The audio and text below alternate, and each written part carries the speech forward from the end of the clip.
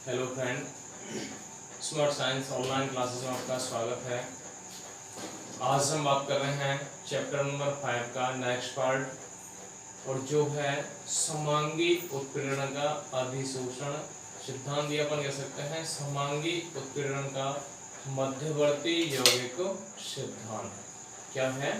समांगी उत्पीड़न का मध्यवर्ती यौगिक सिद्धांत। देखें अपन समांगी उत्प्रेरण क्या होता है। सबसे पहले उत्प्रेरण की परिभाषा बताता हूं मैं कि ऐसी अभिक्रिया या वह अभिक्रिया जो उत्प्रेरक की उपस्थिति में संपन्न होती है उसे हम क्या कहते हैं? उत्प्रेरण। ऐसी अभिक्रिया जो उत्प्रेरक की उपस्थिति में संपन्न होती है उत्प्रेरण कहलाती है। उसके बाद अपन कहते हैं कि उत्प्रेरण दो प्रकार का होता है, एक होता है समांगी और एक क्या होता है? विषमांगी। समांगी के लिए अपन कहते हैं वह अभिक्रिया जिसमें अभिकारक, उत्पाद तथा उत्प्रेरक तीनों समान प्रावस्था में होते हैं तो वह समांगी उत्प्रेरण कहलाती है। क्या कह रहे हैं हम? वह अभिक्रिया जिसमें अभिकारक, उत्पाद तथा उत्प्रेरक तीनों समान प्रावस्था में होते हैं क्या कहलाती है? समांगी उत्प्रेरण अभिक्रिया। अब यहां से अपन देखेंगे कि यहाँ समांगी उत्प्रेरण की क्रियाविधि को समझने के लिए एक सिद्धांत काम में आता है जिसे हम क्या कहते हैं? मध्यवर्ती यौगिक सिद्धांत। क्योंकि मैंने एग्जांपल बताए हैं समांगी उत्प्रेरण, जैसे एस्टर का जलापटन कराए, जैसे SO2 से SO3 बनाए, तो वो सब स्थिति किसमें है? सभी अभिकारक, उत्पाद और उत्प्रेरक तीनों समान स्थिति में होते हैं तो उसको हम क्या कहते हैं? समांगी उत्प्रेरण। अब यहां से अपन कहते हैं कि समांगी उत्प्रेरण की जो अभिक्रिया है वो इस सिद्धांत पर आधारित होती है। अब कैसे होता है ये? जैसे अपन कह रहे हैं, माना कि उदाहरण के तौर पर माना कि A+B क्रिया करके क्या बनाते हैं? AB बनाते हैं। ये तो क्या है? अभिकारक,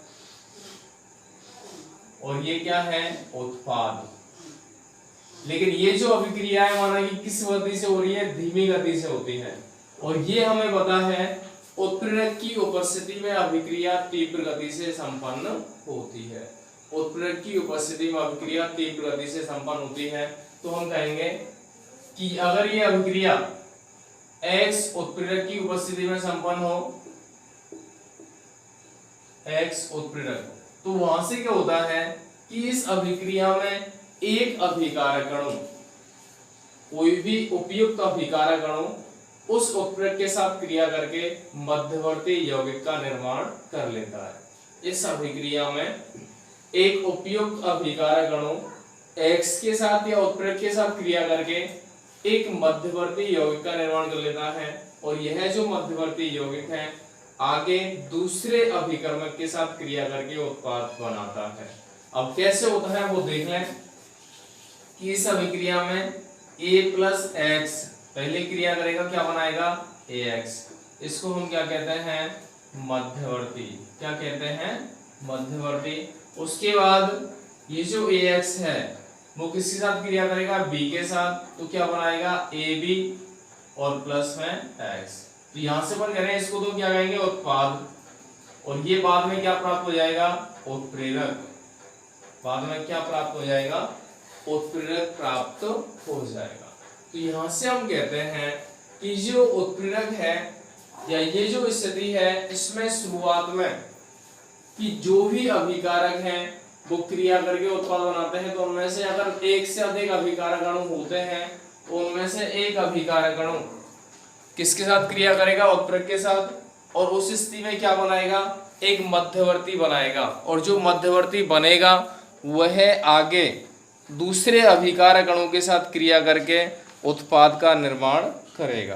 तो ये जो अभिक्रिया है वो क्या कहलाती है? मध्यवर्ती यौगिक सिद्धांत, या ये जो सिद्धांत है वो क्या कहलाता है? मध्यवर्ती यौगिक सिद्धांत। तो सीधा सा है कि अभिकारक दो हैं, उनमें से एक अभिकारक अणु उत्प्रेरक के साथ क्रिया करता है, मध्यवर्ती बनाता है, और जो बनने वाला मध्यवर्ती है वह दूसरे अभिकारक अणु के साथ क्रिया करके उत्पाद का निर्माण करता है। तो इससे हम क्या कहते हैं? मध्यवर्ती यौगिक सिद्धांत। एग्जाम्पल देख रहे हैं, उदाहरण के तौर पे देखेंगे। माना कि क्या है, जैसे अपन कहते हैं कि सल्फर ट्राइऑक्साइड बनाते हैं, सल्फर ट्राइऑक्साइड बनाते हैं तो अभिक्रिया कौन सी होती है, जैसे SO2 प्लस हाफ O2, इसमें उत्प्रेरक काम आता है कौन सा, NO, और बनता है क्या है, SO3। देखो यहाँ पे ये गैस होती है, ऑक्सीजन भी क्या होती है, गैस, SO3 भी क्या होता है, गैस, और NO क्या होता है, गैस। अब सभी पदार्थ एक जैसी अवस्था में है, उसको हम क्या कहेंगे, समांगी, उसको हम क्या कहेंगे, समांगी। ये दोनों अभिकारक हैं, ये उत्पाद है, और ये क्या है, उत्प्रेरक। तो यह अभिक्रिया दो पदों में संपन्न होती है। पहले पद की बात कर रहे हैं अपन कि यहाँ पे जो उपस्थित उत्प्रेरक है कौन सा है, NO, नाइट्रिक ऑक्साइड, वो इसमें उपस्थित ऑक्सीजन के साथ क्रिया करेगा, क्या बनाएगा, NO2, क्या बनाएगा, NO2। NO2 क्या कहलाता है यहाँ पे, मध्यवर्ती यौगिक, क्या कहलाता है, मध्यवर्ती यौगिक। अब ये जो मध्यवर्ती यौगिक है वो सेकंड स्टेप में किसके साथ क्रिया करेगा, SO2 के साथ, मतलब दूसरे अभिकर्मक के साथ। और दूसरा अभिकर्मक कौन सा है, SO2 क्रिया करें, यहाँ से क्या होगा, यहाँ से एक ऑक्सीजन यहाँ पे चला जाएगा, क्या मिलेगा, SO3, और प्लस में क्या मिल जाएगा, NO, मतलब SO3 तो क्या बन गया, उत्पाद, और जो NO है उत्प्रेरक, वो जैसा है वैसी ही अवस्था में प्राप्त हो जाएगा। जिस अवस्था में उपस्थित है उसी अवस्था में वो अंत में प्राप्त हो जाएगा। मतलब उत्प्रेरक जो होता है उसकी स्थिति, संरचना, संगठन में किसी प्रकार का कोई परिवर्तन नहीं होता।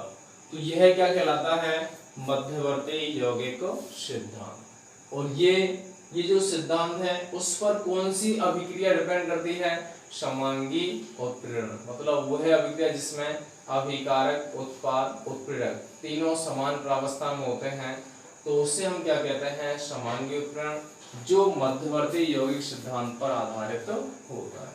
होता क्या है, सीधा सा है, किसी अभिक्रिया में दो अभिकारक अणु काम में आते हैं, तो उनमें से एक उपयुक्त अभिकर्मक उत्प्रेरक के साथ क्रिया करके मध्यवर्ती यौगिक बनाता है, जो आगे दूसरे अभिकर्मक के साथ क्रिया करके उत्पाद का निर्माण करता है।